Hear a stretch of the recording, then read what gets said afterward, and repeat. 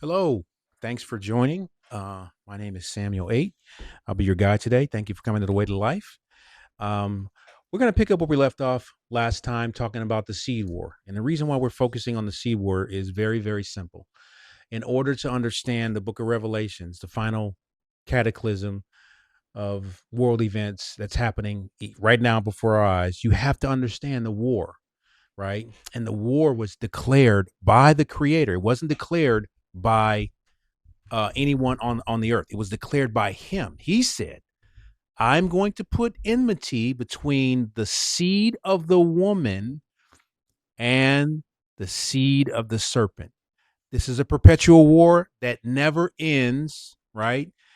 There was a battle that took place where the head of his head was crushed, and the heel of the seed of the woman was bruised, the Messiah, but that didn't end the war, right? The war just got started even harder and hotter after that took place. And so basically, we as the followers of Yahusha, we now are in this war, whether we like it or not, right? So I want to pick up real quick and talk about something that I didn't really hit on too hard last time. I want to just quickly go into it. Promise if you give me 10 minutes, you'll be blessed. So I want to talk real quick about what happened in heaven, right? Slow it down. Let's look at it real quick and just say, hey, what was going on, right? So you're in a perfect place. There's no conflict, there's no battle, there's no hunger, no starvation. Everything was perfect. It was so perfect that even the ground was made out of pure gold, right? It looked like a sea of glass. Imagine this, the whole ground, for as far as you can see, not 10 karat gold, but the good stuff, 24 karat or even higher than that, if they can make it that way. I'm not even sure. They had sapphires, they had jaspers, emeralds, diamonds. Imagine diamonds being in the walls, right? Just imagine this place, right? And if you're from South Florida, there's no humidity in heaven. Perfect climate. You're in the presence of the Creator, and everything is beautiful beyond understanding, human reasoning. Just it's flawless.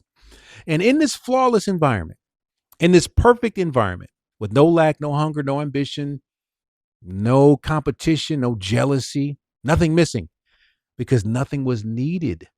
Nothing was needed to be added. So nothing could be missing. All right. Then all of a sudden, desire picks up. Now, let's talk about desire real quick. Desire can only be in existence when something is missing. There's something lacking. Let that sink in for a second. You can't desire anything if everything is provided. I'm like, all of your desires are met. All needs are met. There's no need in his presence, right?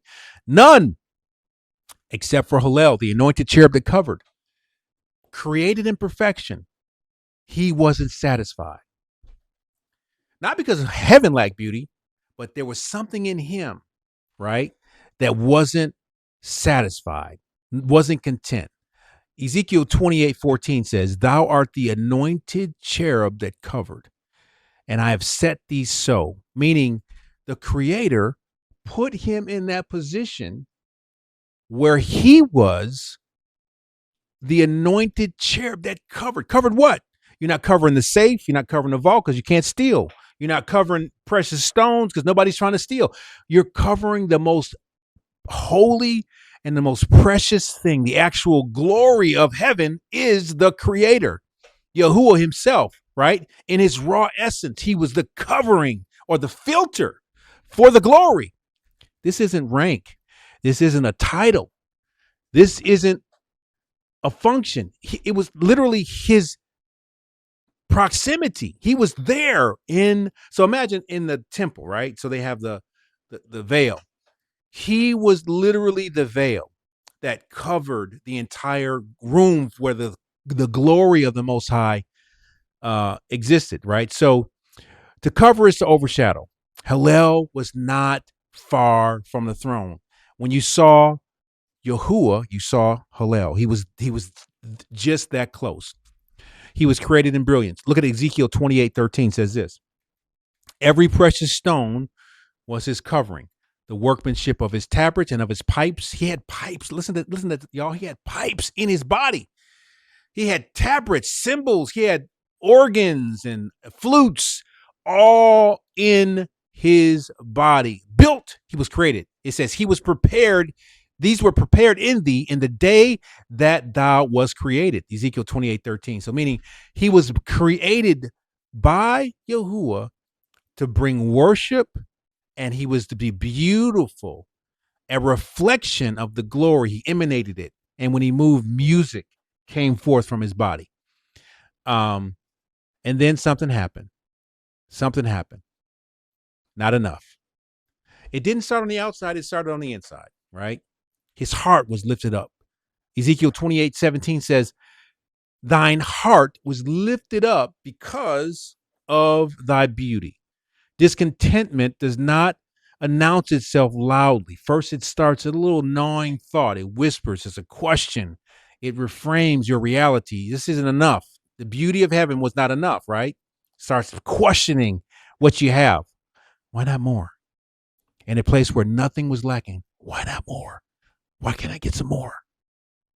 That's the danger of beauty.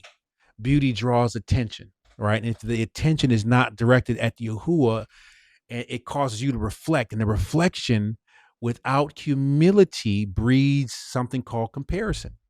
Start comparing yourself. I wonder what he did to get that.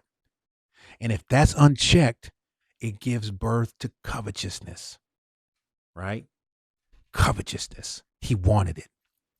He didn't fall because he was ugly. He fell because he was exceptional. He was beautiful and he knew it. So what's the original sin? The lie spoken in the garden was not born in the garden. It started in heaven. It was conceived in the mind and in the heart of the most beautiful angel that was created. I need to slow down and say that again. The serpent did not invent the deception. He just repeated it in the garden. He was a repeat. It was a rinse and repeat, a broken record. He knew that if he fell because of his desire to be more, he thought maybe everybody wants that. Everybody wants to be God. And it's true. Think about it. Since the beginning of time, man has been trying to replace the creator with anything, with evolution, with science, with just not believing anything.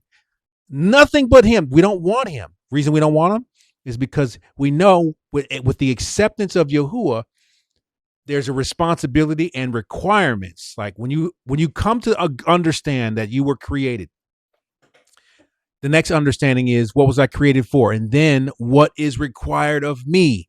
And that's the question where responsibility comes in, and we don't want that. We just want to do what we want. We want to be our own gods, right? So that's what Lucifer wanted. Let's quickly touch these 5 I wills real quick, and then we'll be done. Isaiah 14:13 says, you know what? I'm going to ascend into the heavens. Number 2, I am going to exalt my throne above the stars, meaning I'm going to be higher than the creator himself. I will sit also upon the mount of the congregation. Let that sink in. I want to be in the highest point in the congregation. Nobody higher than me, not even Yahuwah himself. I will ascend above the heights of the clouds. I will be like the Most High. That's what he said. I want to be just like him, not almost like him, but equal to him, right? We're talking about pride of an order that has never been seen before. And the same lie happened in Genesis 3 and 5. You shall be just like Elohim. Go ahead and take a bite.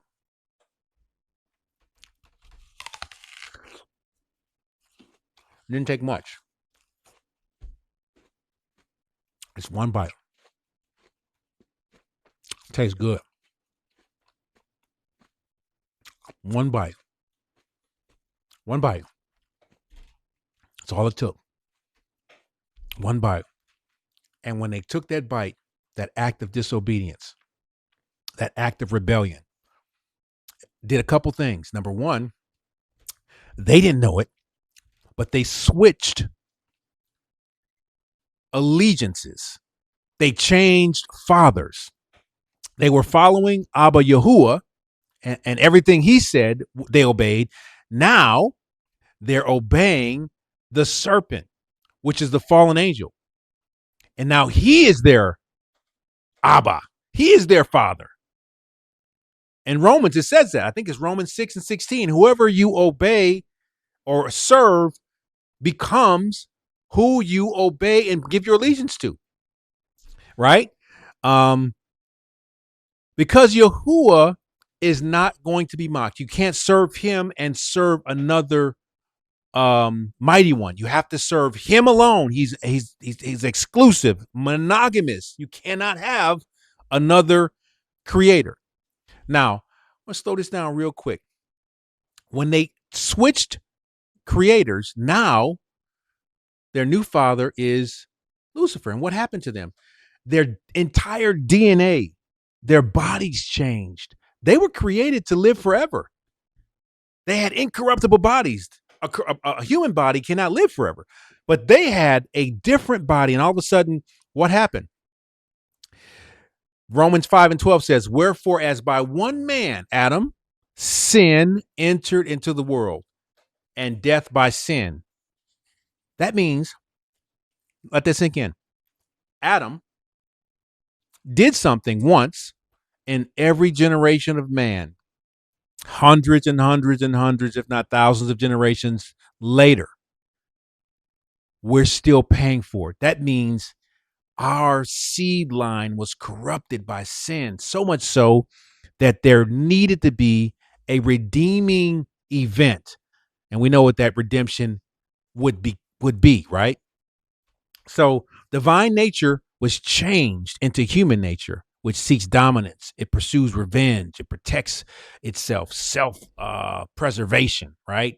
Divine nature says serve. Human nature says rule. Divine nature says give. Human nature says stack it, accumulate. Divine nature says die to live. Human nature says survival at all costs. The law of the jungle. I will kill or be killed. There is one undeniable piece of evidence that really shows what happened to us in the garden when the seed line was corrupted. And that is this: everybody dies. You can go through all of history and find not a single person that has ever escaped death. Death is undeniable, no matter how wealthy you are, and they're trying to build clones and all kinds of stuff. They cannot escape death. They're still trying to do it to this day, trying to build apartments on the moon. It's not going to work. It's appointed that the man wants to die, according to Hebrews 9:27. Death is natural. Death is not natural. It was not the original intent of the Creator. It is judicial, right? It is judicial. It means it was a judgment that caused and brought death on. Why does he hate us? He hates you because you replaced him. We replaced him. We became the worshipers. The Father seeks worshipers. In this earth realm, we became the choir. We became the ones that are giving him his glory and worship. And that was Hallel's job. And what is his job now? According to John 10:10, the job of the adversary is to do three things. He's got three gears. I'm going to steal from you first. Then I'm going to kill you. That's the natural death. Then I'm going to destroy you, which is the permanent death in the lake of fire. I'm going to kill, first gear. I'm going to steal, first gear. Then I'm going to kill, take your life. And then now I'm going to destroy you. Destruction is forever.